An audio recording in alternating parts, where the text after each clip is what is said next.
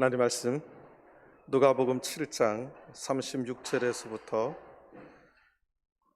42절까지 먼저 봉독하겠습니다. 누가복음 7장 36절에서부터 42절입니다.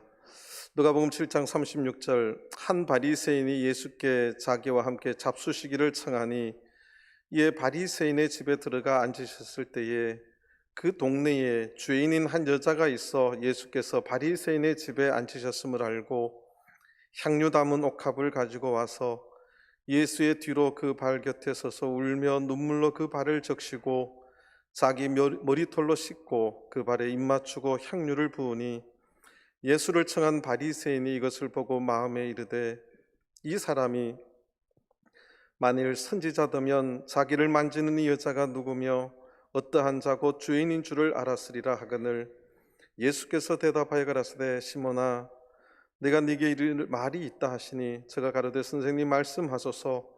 가라사대 빚주는 사람에게 빚진 자가 둘이 있어 하나는 500데나리온을 졌고 하나는 50데나리온을 졌는데 갚을 것이 없으므로 둘 다 탕감하여 주었으니 둘 중에 누가 저를 더 사랑하겠느냐. 아멘. 할렐루야. 단풍이 아주 이쁜 계절인데 또 쌀쌀한 날씨가 시작이 되어서 감기 또 조심하시게 되길 바랍니다. 오늘도 안식일을 기억하시고 주님의 전에 나오신 모든 성도님들 하나님께서 은혜해 주시기를 바랍니다. 오늘부터 이제 마스크를 공공 장소에서 쓰지 않으면 벌금을 10만 원씩 내는 시간이 시작이 됐어요. 그래서 우리 성도님들도 어디를 가시면 꼭 저도 가끔가다 빠뜨리는데요. 기억하시고 마스크를 꼭 챙겨 쓰시면 좋겠습니다. 오늘은 누가복음 7장에 있는 이 말씀을 가지고 같이 은혜를 나누고자 합니다. 누가복음 7장에 있는 이 내용은 우리 성도님들이 굉장히 잘 아는 내용이기도 합니다. 사실 오늘 우리가 시작할 적에 346장 찬송을 했어요. 근데 사실 이 가사 중에 한 군데가 틀린 데가 있습니다. 이제 그거를 좀 먼저, 오늘 이 여인에 대한 이야기인데 이 여인이 주로 누구로 소개되냐 하면 오늘 찬송가와 같습니다. 값비싼 향유를 주께 드린 막달라 마리아 본받아서, 보통 이 값비싼 향유를 이렇게 깨트리고 옥합을 깨트린 여인을 막달라 마리아로 늘 그렇게 소개를 자주 합니다. 찬송가도 그런데 실제로는 그렇지 않습니다. 그래서 막달라 마리아는 누가복음 8장 2절에 나옵니다. 또한 악귀를 쫓아내심과 병고침을 받은 어떤 여자들 곧 7 귀신이 나간 자 막달라인이라 하는 마리아와, 여기에서 이제 막달라 마리아가 소개되는데 이 향유 옥합을 깨뜨린 사건에 나오는 마리아하고는 오늘 이 본문에는 여자의 이름이 나오지 않습니다. 그냥 죄인인 한 여자로 이렇게 나옵니다. 죄인인 한 여자. 한국 교회, 기독교회가 어떤 유명한 목사님이 책을 이렇게 쓰시고 뭐라고 쓰면 나머지는 다 그걸 이렇게 뺏겨서 씁니다. 그런 흔적들이 굉장히 많아요. 그러다 보니까 그냥 다 막달라 마리아인가 보다. 오늘 누가복음은 굉장히 섬세하게, 제가 이제 누가복음을 좋아하는 이유가 누가가 직업이 의사이기 때문에 그 성경 본문의 기록이 굉장히 섬세하고 아주 정확하게 기록하는 것을 굉장히 좋아하는 스타일입니다. 그래서 이 옥합을 향유를 깨뜨린 사건이 보통 성경에 이제 2번 나온다고 하는데 막달라 마리아는 이제 아닙니다. 성경에 이제 마리아라고 하는 이름이 많이 나옵니다. 예수님 어머니부터 마리아고 예수님의 이모도 마리아고 또 하여튼 마리아가 많이 나오는데 동명이인이라는 사실을 좀 알고, 자 36절부터 들어가 보도록 하겠습니다. 한 바리새인이, 여기 또 바리새인이 나옵니다. 한 바리새인이 예수께 자기와 함께 잡수시기를 청하니 이에 바리새인의 집에 들어가 앉으셨을 때에 조금 특별한 일이 벌어집니다. 바리새인과 예수님의 사이가 관계가 좋았습니까? 안 좋았습니까? 안 좋지요.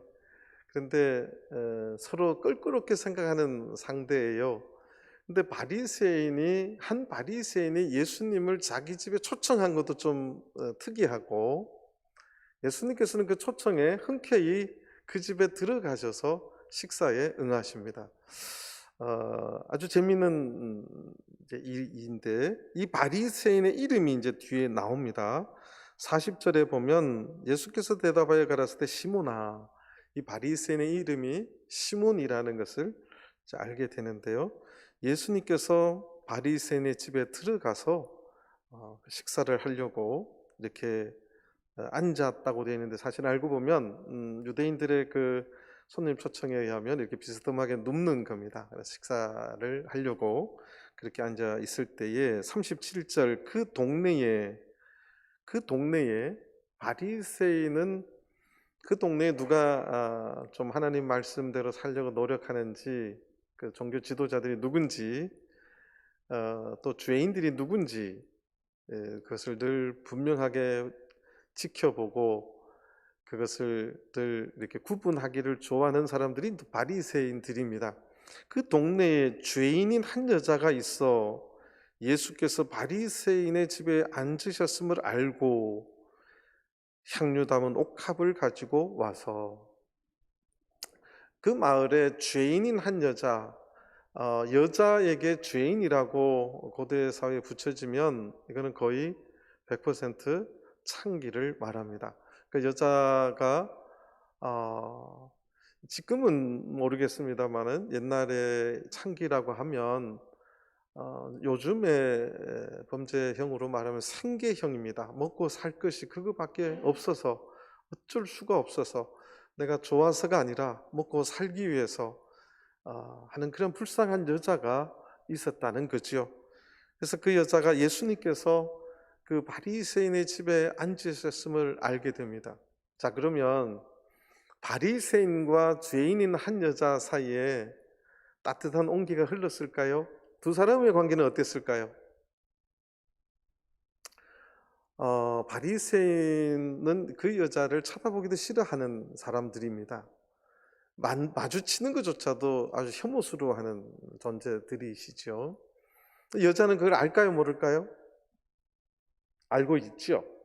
그런데 예수님이 그 집에 계신다는 소식을 알게 됩니다. 앉으셨음을 알고, 이 여인으로 보면 엄청난 용기를 가지고 자기를 뻔히 싫어하고 부정한 여인이라고 손가락질하는 그 바리새인의 집에 들어갑니다. 그래서 들어가는데 빈손으로 가는 것이 아니고 한 여인이 준비할 수 있는 가장 귀한, 결혼하기 전에 준비하는 가장 귀한 향유 담은 옥합을 가지고 갑니다. 향유를 담은 옥합은 고급 대리석으로 호리병으로 이렇게 만든 그러한 고급 향수병입니다. 그걸 깨트리면 다시는 담을 수 없는, 그러니까 결혼해서 자기하고 평생 살 남편에게 쓰겠다고 여인들이 평생을 돈을 모아서 마련하는 것이 보통 이 향유 담은 옥합입니다. 여인이 그것을 가지고 예수님께로 옵니다. 그 집에 많은 사람들이 있었을 텐데 여인에게는 굉장히 힘든 마음의 결정이었을 것입니다. 그리고 38절에 예수의 뒤로 그 발 곁에 서서 울며 눈물로 그 발을 적시고 자기 머리털로 씻고 그 발에 입 맞추고 향유를 부었다고 되어 있습니다. 이 여인이 예수님의 그 발 곁에 서서 눈물부터 흘리기 시작합니다. 눈물이 터졌어요. 평생 그 사회는 죄인인 이 한 여자를 따뜻하게 받아주는 사람이 없었고 정죄하기에 바빴고, 그래서 그렇게 사회 그늘진 곳에서 남자들의 던져주는 그 몇 푼 돈으로 살아가는 불쌍한 여자. 근데 예수님께서는 그런 자들, 세리와 창기들을 따뜻하게 받아주셨고 그들의 아픔을 어루만져 주신 분이 예수님이십니다. 그 여인은 그것을 알고 예수님께 와서 눈물부터 터졌어요. 눈물이 터지고 울고 그 눈물로 그 발을 적셨다고 되어 있습니다. 그리고 자기 머리털로 씻고, 오늘날 한국도 마찬가지지만 중동에서 여인의 머리결은 여자의 전체를 상징한다 할 정도로 굉장히 소중하게 여기는 부분입니다. 근데 여인은 그것을 가지고 예수님의 더러운 발을 그렇게 씻어냈다는 사실입니다. 그리고 그 발에 입 맞추었다고 되어 있어요. 보통 우리가 이제 자녀들을 키우면 자녀들 이쁘지요. 어르신들 손자들 키울 때 되면 뭐 전라도 말도 그런 말이 있더만요. 쫄쫄 빤다고. 그렇게 안 키우세요? 예. 지금 여기에 입 맞추었다는 말이 예수님께서 45절 뒤에 보면 내 발에 입 맞추기를 그치지 아니하였으며, 입 맞추기를 그치지 아니하였다. 이 표현 원어적으로도 그런 뜻입니다. 예수님께서 이 여인이, 죄인인 한 여자가 예수님의 그 냄새나는, 보통 사람의 발에는 평생 냄새가 한 6살 이후로는 난답니다. 냄새나는 발을 여인은 그렇게 입 맞추기를 그치지 아니하는, 그 예수님의 그 발에, 보통 그 발은 더럽기 때문에 자기의 겸손함과 자기의 비천함을 나타나는, 겸손을 나타내기 위해서 발에다가 그렇게 종이나 하인들이 하는 모습입니다. 그런데 그 여인이 예수님 앞에 나와서 이렇게 눈물로 발을 적시고 자기 머리털로 씻고 그 발에 입 맞추기를 그치지 아니하는, 그리고 자기 평생 간직했던 귀한 것, 어떻게 보면 이 여인의 전부다라고 할 정도의 그 향유 담은 옥합을 깨트리고 예수님께 붓습니다.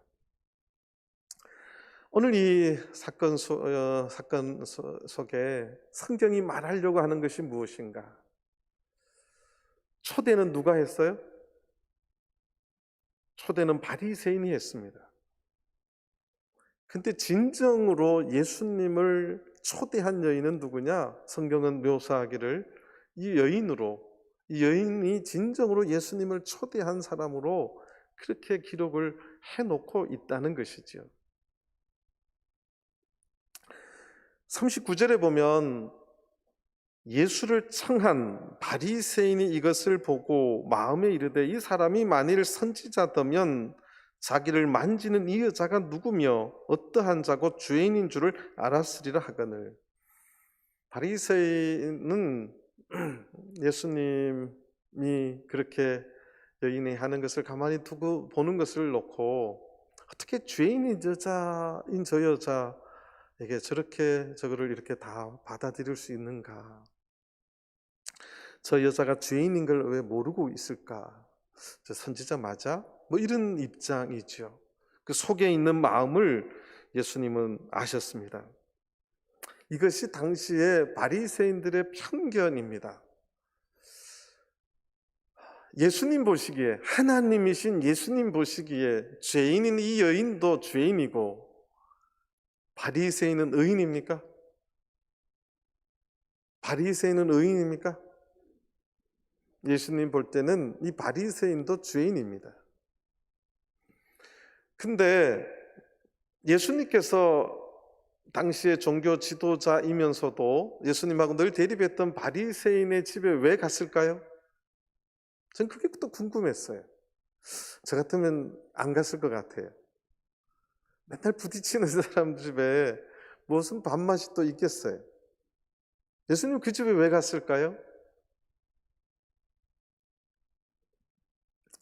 그 예수님의 마음이나 이 죄인인 여자가 예수님에게 하는 거나, 예수님은 다 두 가지를 다를 받아들이셨어요. 그게 예수님의 마음이에요. 그러니까 바리새인도 예수님 눈에는 죄인이에요. 예수님이 사랑해야 될 대상입니다. 그리고 이 죄인인 한 여자가 그렇게 인생의 모든 아픔과 여러 가지 삶의 무게와 고통을 짊어지고 온 것을 예수님 그대로 그냥 따뜻하게 받아주셨어요. 그리고 시몬에게 이야기를 합니다.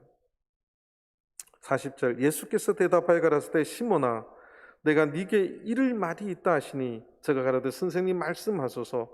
가라사대 빚주는 사람에게 빚진 자가 둘이 있는데 하나는 500데나리온을 졌고 하나는 50데나리온을 졌는데 갚을 것이 없으므로 둘 다 탕감하여 주었으니 둘 중에 누가 저를 더 사랑하겠느냐. 쉽게 말하면 5천만 원 빚진 사람, 500만 원 빚진 사람이 있는데 둘 다 어렵다는 말을 듣고 예수님께서 어떤 사람이 탕감해 줬다는 거예요. 그럼 누가 그 고마움이 더 크겠냐는 거죠. 근데 이 시몬이라고 하는 바리새인이 대답을 바르게 합니다. 43절, 시몬이 대답하여 가로되 제 생각에는 많이 탕감함을 받은 자니이다. 가라사대 네 판단이 옳다. 바리새인들은 말은 맨날 정답을 해요. 말.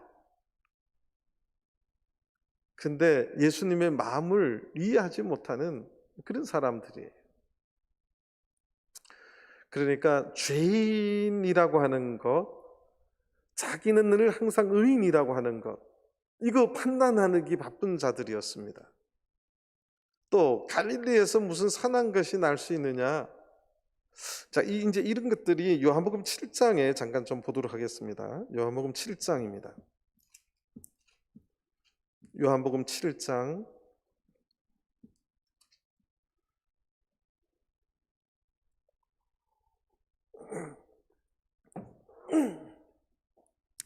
요한복음 7장 15절, 유대인들이 기히 여겨 가로되 이 사람은 배우지 아니하였거늘 어떻게 그를 아느냐 하니 예수께서 대답하여 가라사대 내 교훈은 내 것이 아니요 나를 보내신 이의 것이니라. 당시 유대인들 종교 지도자들은 이 사람이 배우지 아니하였거든 어떻게 그를 아느냐. 예수님이 그를 아는 게 신기한 거죠. 여기서 이제 그를 아냐 못하느냐는 그를 진짜 알고 모르냐 뜻이 아니고 예루살렘에 있는 뭐 샤마이 학파이나 가말리엘 학파나 또 뭐 이런 데서 공부하지 않는, 그러니까 저 갈릴리에서 뭔 좀 글 좀 읽은 사람이 있겠느냐 그 뜻이죠. 말은 잘하고 글자는 잘 아는데 하나님의 교훈을 모르는 자들입니다. 그러니까 어떻게 그를 아느냐. 당시에 바리새인들이 이런 생각을 많이 가지고 있는 자들이죠. 누가 많이 배웠느냐. 갈릴리의 이제 젊은 지도자 예수가 뭘 알겠느냐 그거지요.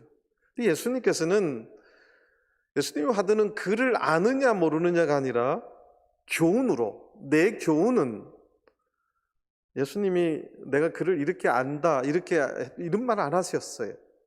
성경은 그를 알고 모르는 게 중요한 게 아니라 하나님의 교훈을 많이 아느냐 모르느냐 그게 중요한 거예요. 저희 교회도 마찬가지죠. 근데 저는 이제 많이 배우면 인재라고 생각을 했습니다. 근데 지금 연총이나에서는 그게 아니라는 걸 이제 깨닫는 거예요. 인재는 누가 철저하게 헌신되어 있느냐, 그 교훈을 자기 몸으로 얼마나 순종하느냐, 그것이 하나님 보시기에 쓸만한 자들이고 그런 자들이 인재입니다. 자기를 깨끗하게 비우는 게 주인이 쓸만한 그릇이지 자기 것으로 가득 찬 게 쓸만한 그릇이 아니라는 거지요. 예수님께서 내 교훈은 내 것이 아니요 나를 보내신 이의 것이다. 오늘날 교회는 그를 아느냐 모르느냐가 중요한 게 아니라 하나님의 교훈을 제대로 그 교회가 실천하고 순종하고 가르치고 있느냐, 이게 굉장히 중요한 거예요. 뭐 그 정도 보겠습니다. 이 바리새인들은 그런 아주 선입견이 아주 뚜렷한 자들이었어요. 세리들, 창기들은 아예 죄인들, 예수님은 아예 글도 저 어디서 배웠지? 아주 무시하는 그런 눈을 가진 그들이었습니다. 근데 예수님께서 그런 모든 것을 다 덮고 42절에 질문이 뭐냐면 누가 저를 더 사랑하겠느냐? 그걸 묻습니다.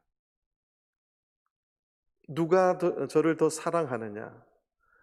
하나님의 나라에서 오늘 이 본문 전체를 우리가 묵상하고 보면 하나님 나라에서 먼저 된 자는 하나님을 누가 더 사랑하느냐?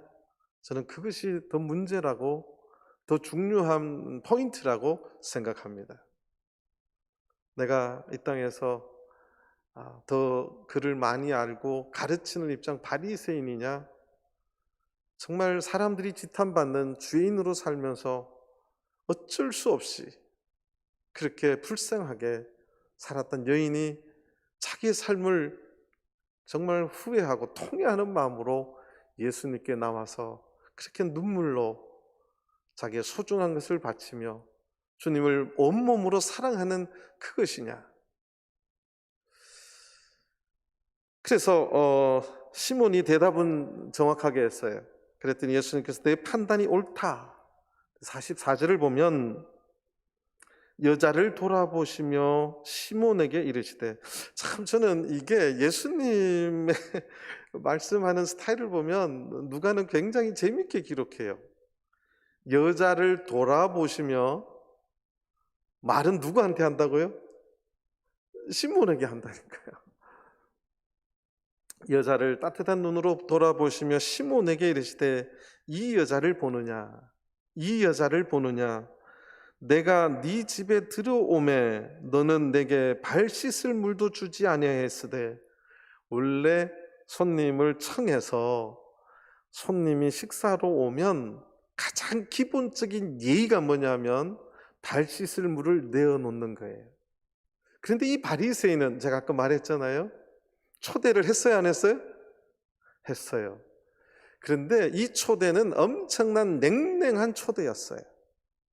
예수님에게 발 씻을 물도 내어줬다고요? 안 내줬다고요? 안 내줬어요. 굉장히 무시하는 초대입니다. 예수님께서 아예 초대를 받고 싶어서 이 말 하는 게 아니에요. 내 집에 들어오면 너는 내게 발 씻을 물도 주지 아니하였다. 바리새인은 예수님을 초대를 하되 예의 없는, 어떻게 보면 굉장히 냉랭한, 그저 예수님을 한번 떠보려고 하는 그러한 초대였지요.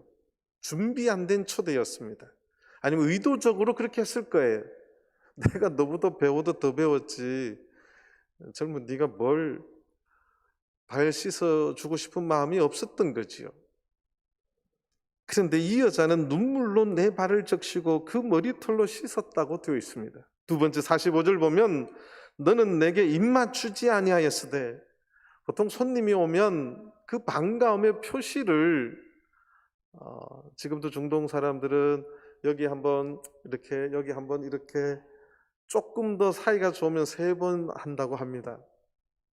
제일 기본은 2번은 하는 거예요. 그런데 들어왔는데 내게 입맞추지도 않았다는 거죠. 이거는 굉장히 냉대하는 접대입니다. 와서 우리 집에, 이 집안에, 이 동네에 귀인들 다 초대해 놓고 예수가 요새 뜨는 청년이니까 너도 와서 그냥 밥이나 좀 먹고 좀 조용히 꺼졌으면 좋겠다, 뭐 그런 식보였을 수도 있어요. 그러니까 왔는데 입맞추지도 아니했다는 거지요. 근데 예수님이 여기를 왜 갔을까요? 그게 이제 아까 내가 또 질문을 한 거예요.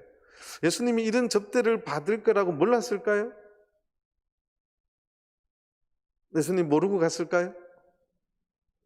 저는 알고 가셨다고 생각합니다. 그래도 가신 거예요.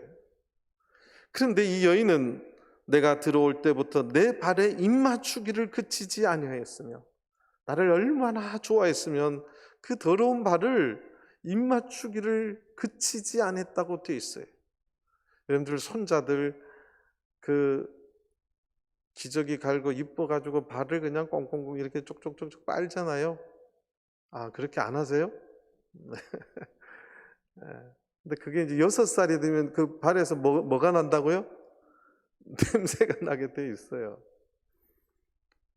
근데 여인은 예수님의 발을 그렇게 입맞추기를 그치지 않았다는 거예요. 46절 보겠습니다. 너는 내 머리에 감람유도 붓지 아니하였으되 저는 내 향유를 내 발에 부었느니라. 그리고 손님들이 갔을 때 그 최고의 또 선사는 향수를 부어주는 거예요. 그런데 그것도 못하면 제일 핫질이 뭐냐면 감람유를 부어주는 거예요. 근데 그것도 안 했다는 거예요.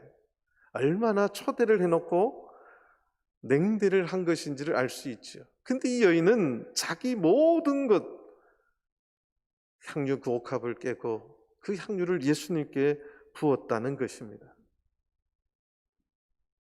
47절 이러므로 예수님의 이 사건에 대한 바리새인과 이 여인의 비교의 결론입니다.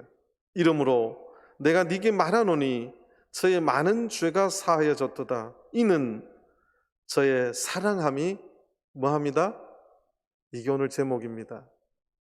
이는 저의 사랑함이 많음이다. 바리새인에게는 예수님에 대한 사랑이 그럼 있다는 말이에요? 없다는 말이에요? 없어요.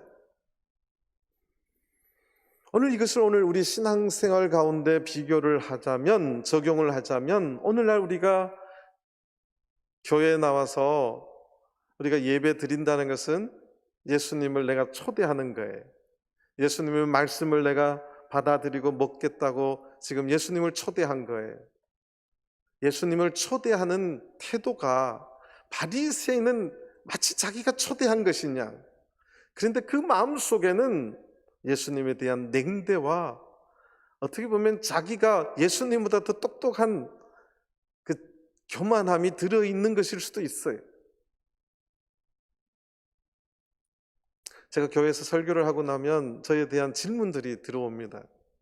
어떤 분을 보면 제가 성경에 더하지도 않고 빼지도 않고 그대로 이야기했는데도 자기가 더 잘 알아요.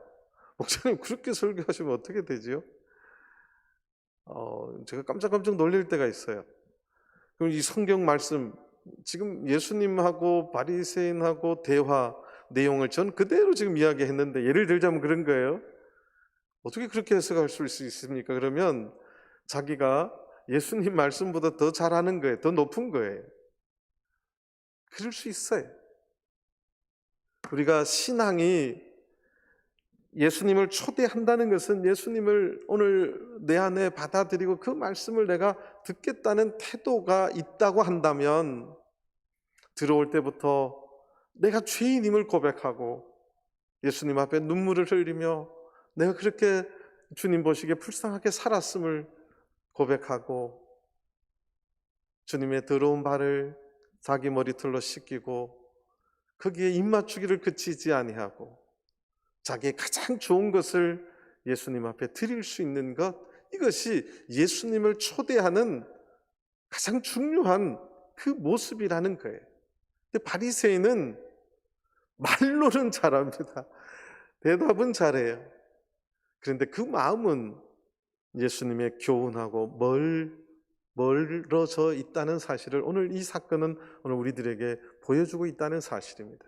그럼에도 예수님께서는 그 바리새인의 집에 간 것은 그 바리새인도 오늘 이 예수님께서 이 불쌍한 죄인인 한 여자를 따뜻하게 받아들인 것을 보고 적어도 누가 더 사랑하느냐, 네가 정말 진정으로 하나님을 사랑하느냐, 그것을 깨닫게 하고 싶어서 가시지는 않았을까? 그런 생각을 해봅니다. 예수님께서는 이는 저의 사랑함이 많음이다. 이 여인이 바리새인 집에 가는 것조차도 참 어려운 일이에요. 근데 예수님께서 그 집에 있다는 것을 알고 그는 가장 소중한 것을 들고 갔어요. 이거부터 예수님을 많이 사랑했다는 거죠. 오늘 우리 전주교회 성도님들 주님의 전에 나올 때, 이 교회 나올 때 어떤 마음을 품고 나옵니까? 어떤 마음을 가지고 나옵니까? 나는 정말 주님을 사랑하는 마음, 주님의 그 더러운 발도 내 머리털로 씻기고 입맞추기를 그치지 않는 심정으로 나오냐는 것입니다. 아니면 여전히 교회 여러 군데 판단할 것이 있고 누구는 이렇고 누구는 저렇고 저런 마음으로 교회를 오십니까? 저는 우리 전주교회 모든 성도님들은 이 죄 있는 한 여인의 이 순수한 믿음을, 이 모습을 본받게 되기를 간절히 바랍니다. 주님 보시기에 의인은 아무도 없습니다. 나도 부족한 투성이에요. 나도 죄인인 투성입니다. 남을 손가락질하기 이전에 내 마음속에 예수님에 대한 그 뜨거운 사랑이 있느냐, 이게 더 중요한 것입니다. 예수님 말씀만 들으면 그 마음이 뭉클해지냐는 것이지요. 가을이 되니까 사람들이 좀 이 낙엽을 보면서 좀 센티멘탈해지지 않나요? 낙엽 볼 시간도 없지요. 하루하루 바쁘게 살다 보니까. 저는 올 가을이, 작년에는 가을 없이 그냥 겨울 된 것 같은데 올 가을이 굉장히 제 마음속에 깊이 들어와요. 인생에 대해서 여러 가지 생각하게 만들고 또 신앙에 대해서도 더 여러 가지 깊이 생각하게 만드는데, 이 여인의 예수님을 사랑하는 그 마음이, 저는 오늘 이 본문을 묵상하면서 하루 종일 자꾸 눈물이 나더라고요.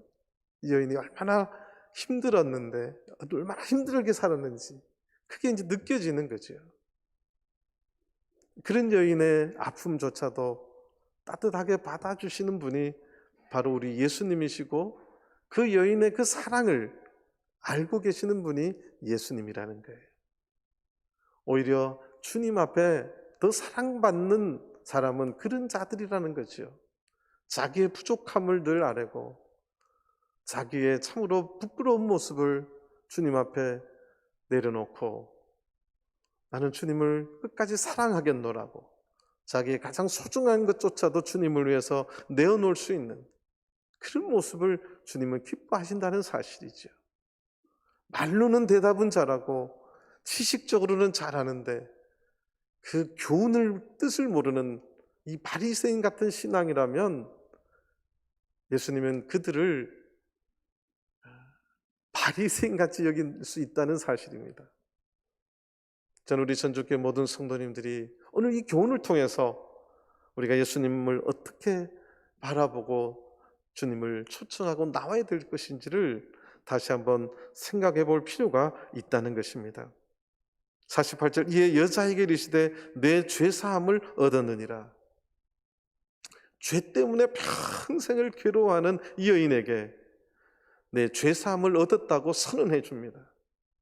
사실 죄 사할 수 있는 권세는 하나님밖에 없어요. 그래서 이런 것도 예수님의 메시아됨을 나타내는 자기 계시라고 보통 신학자들이 보기도 합니다. 그래서 사람들은 묻죠. 49절에 함께 앉은 자들이 속으로 말하되 이가 누구이기에 죄도 사는가 하더라. 그때 예수님께서는 그런 여자들, 죄에 대한 고통과 아픔 속에서 살아가지만 자기가 예수님을 더 사랑하겠노라고 예수님 앞에 나오는 그 여인을 더 사랑했음을 오늘 우리 본문은 보여주고 있다는 사실입니다. 그래서 예수님께서 50절에 예수께서 여자에게 이르시되 내 믿음이 너를 구원하였으니 편히 가라. 예수님께서 내 믿음이 너를 구원하였으니 편히 가라. 너의 큰 사랑이 너를 구원하였으니 편히 가라. 그렇게 말하지 아니하고 내 믿음이라고 말합니다. 그래서 오늘 이 본문을 우리가 치환을 해보면 이렇게 말할 수 있어요. 믿음이 뭐냐? 주님을 진정으로 사랑함이 믿음이다. 이 여인이 주님을 모든 자기의 따가운 시선과 비방과 조롱을 무릅쓰고 바리새인 집에 가서 예수님을 온몸으로 사랑했던 그것을 예수님은 무슨 단어로 평가하느냐? 내 믿음이라고 평가했다는 사실입니다. 오늘 우리 전주교회 성도님들 믿음이 뭐냐? 주님을 사랑함입니다. 나의 의를 드러내는 게 아니고 주님을 사랑하는 것. 주님의 그런 평가를 다시 한번 우리가 생각해보는 오늘 저녁 시간 되었으면 좋겠습니다. 내 믿음이 너를 구원하였으니 평안히 가라. 이 평안히 가라 하는 말이 여인에게 얼마나 위로가 되었을까. 여인은 이 마을에서 많은 사람들의 손가락질을 받으며 살았어요. 그런데 죄 사함을 얻고 이제는 평안히 가라고 사람들 앞에 그렇게 예수님 앞에 선언을 받았어요. 이 여인이 얼마나 마음의 위로를 얻고 그래서 예수님만 생각하면 얼마나 눈물이 났을까. 저는 그 생각이 듭니다.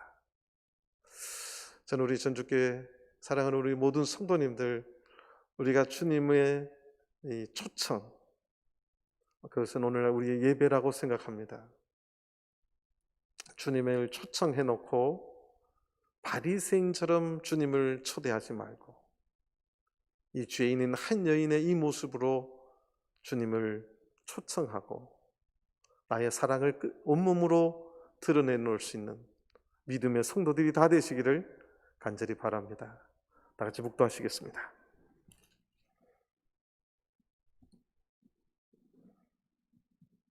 할렐루야.